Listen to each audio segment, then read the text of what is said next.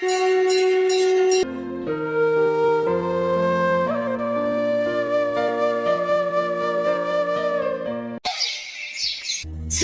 के सभी देवी देवता चिंता में थे।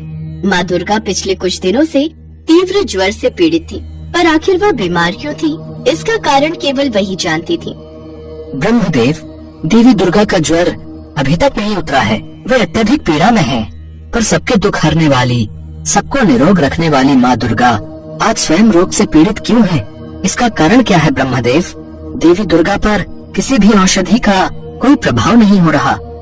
हे नारद, अब इसके बारे में तो देवी दुर्गा ही हमें बता सकती हैं, परंतु वो तो अभी मूर्छित अवस्था में है। बस उन्हें होश आ जाए तो उसके पश्चात ही हमें पता चल सकता है कि वो इतनी बीमार कैसे हुई।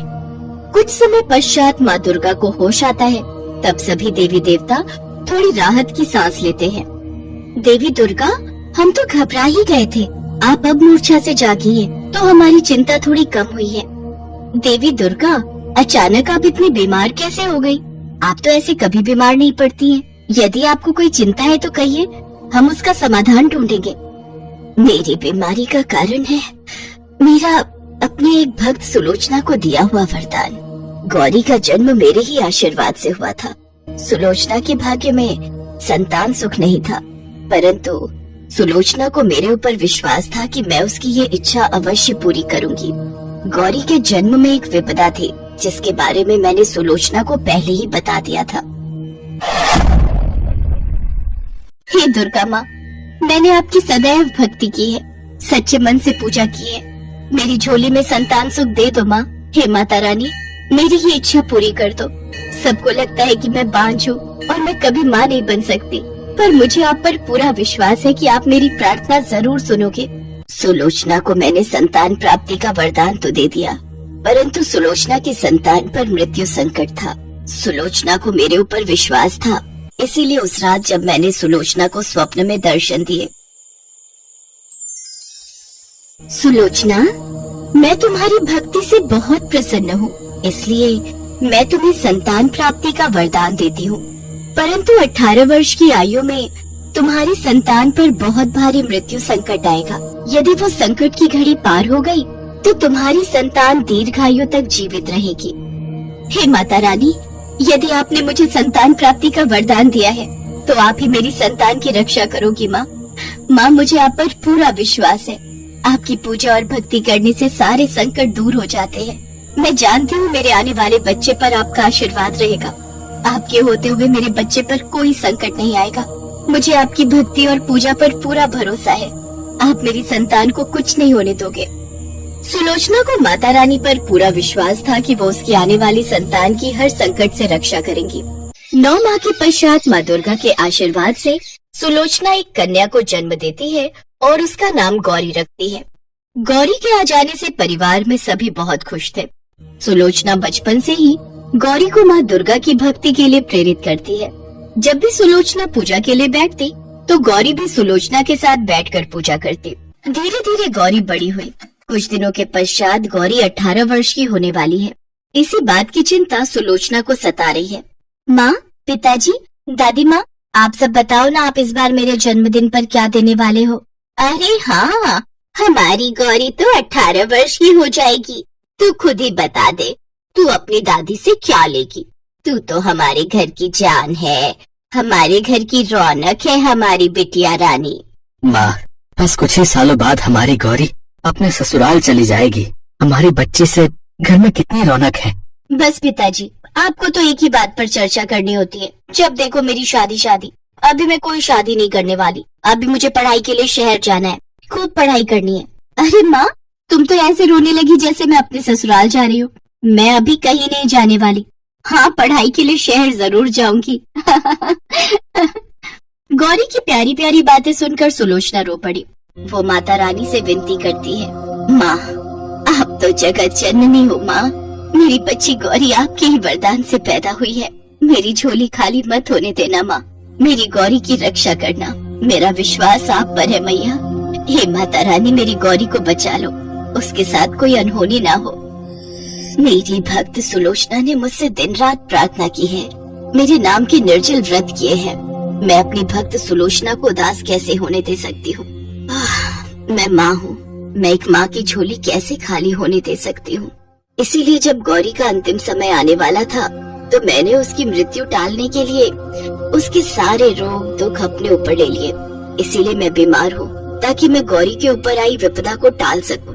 बस आज वो समय आ गया है जब मैं गौरी को फिर से जीवन दान देने वाली हूँ।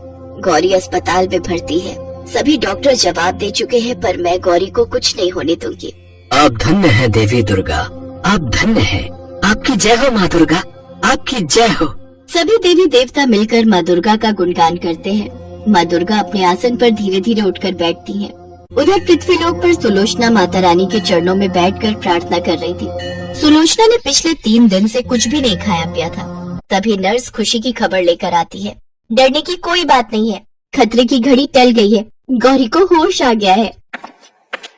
सुलोचना, हमारी गौरी होश में आ गई है। सुलोचना, वो खतरे से बाहर है। माता रानी ने चमत्कार कर दिया। सुलोचना, तुम्हारी भक्ति जीत गई, हमारी बेटी ठीक हो गई।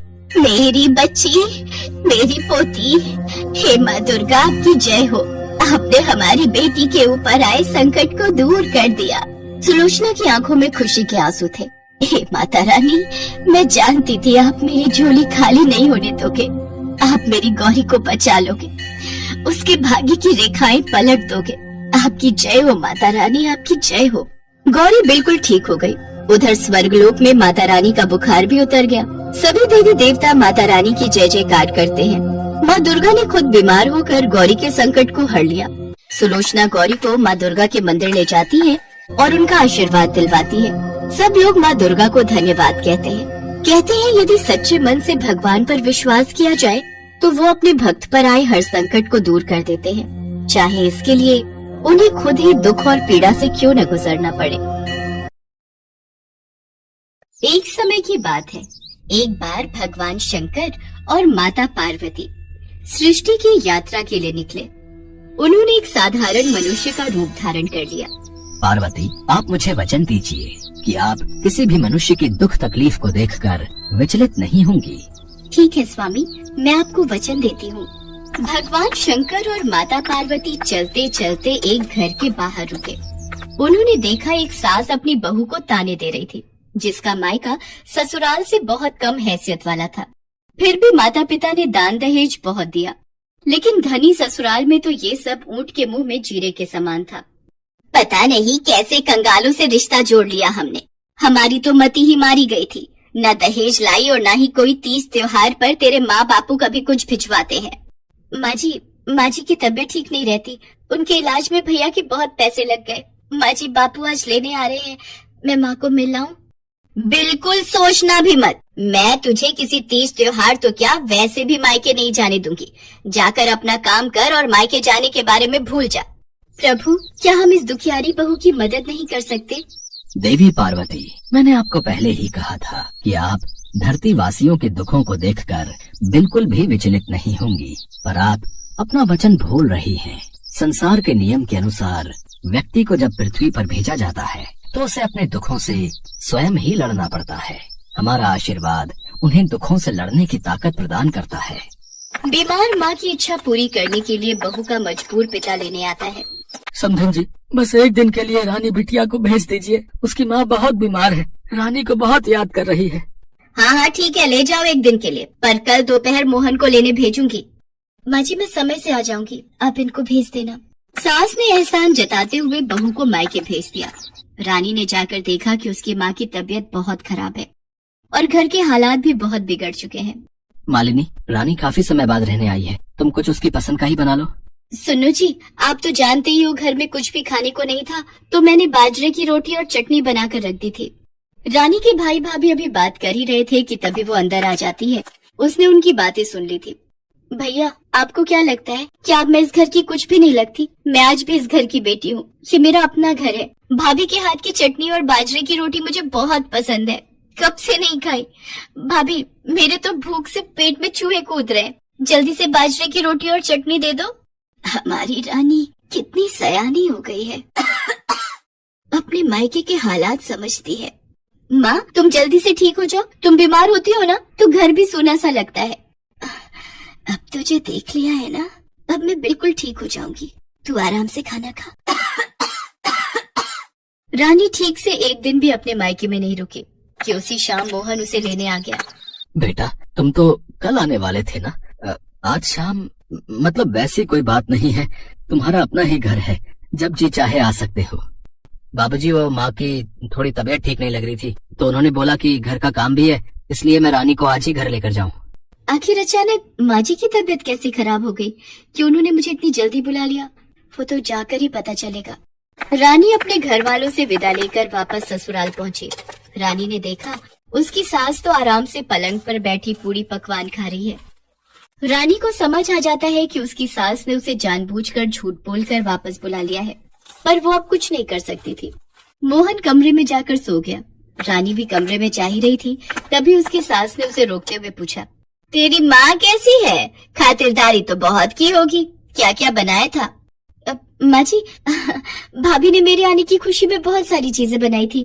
इतने सारे पूरी पकवान, जलेबी, रबड़ी, कचौड़ी और ना जाने क्या क्या भाभी ने बनाकर मेरे आगे रख दिया। पेट फटने लगा खा खा कर, लेकिन मन नहीं भरा। कितना साफ झूठ बोल रही है। इसके भिखारी माँ बाप इसे क्या खिलाएंगे? अभी थोड़ी देर में पेट का ढक्कन खोलकर देखूंगी तो इसका झूठ सामने आ जाएगा। तभी मैंने इसे कल की जगह आज बुला लिया। कुछ देर बाद रानी कमरे में जाकर सो गई। सास से रहा नहीं गया, वो चुपके से रानी के कमरे में गई और उसके पेट का ढक्कन खोलकर देखा। कितना झूठ बोल रही थी कि मालपुए खाकर आई है। इसके पेट में तो बाजरे की रोटी और चटनी के अलावा कुछ है ही नहीं। इसे सुबह बताऊंगी। अगले दिन उठने पर सास रानी को ताना देते हुए बोली, बहू, तू तो बड़ी झूठी निकली। कंगालों की तारीफ कर रही थी, झूठ बोलते शर्म नहीं आती? मैंने तेरे पेट का ढक्कन खोलकर देख लिया था, उसमें सिर्फ बाजरे की रोटी और चटनी थी, और तू कहती कि तेरी भाभी ने तेरे स्वागत में ढेरों पकवान बनाए। अपने मायके वालों की कितनी तारीफ कर रही थी। झूठ सामने आ गया। रानी बेचारी दुख और शर्मिंदगी में कुछ बोल न पाई। वो भगवान शंकर और माँ पार्वती से बिलक बिलक कर प्रार्थना करने लगी, हे भोले भंडारी, हे पार्वती माँ, ये पेट का ढक्कन हमेशा के लिए बंद कर दो, ताकि मुझ जैसी किसी और गरीब का अपमान ना हो। ये ढक्कन खुला रहेगा तो बार बार मुझ जैसों का अपमान होगा। अब तो हम अपनी भक्त की सहायता कर सकते हैं, क्योंकि उसने हमसे सच्चे हृदय से प्रार्थना की है। हे प्रभु, आज के बाद किसी का इस तरह से अपमान ना हो। आप पेट का ढक्कन सदा के लिए बंद कर दीजिए। हमने तो सब देखा महसूस किया है। जो रानी के साथ हुआ वो किसी और के साथ ना हो। देवी पार्वती के कहने पर शंकर जी ने पेट का ढक्कन हमेशा के लिए बंद कर दिया। कहते हैं तब से धरती के प्राणियों के पेट का ढक्कन सदा के लिए बंद हो गया।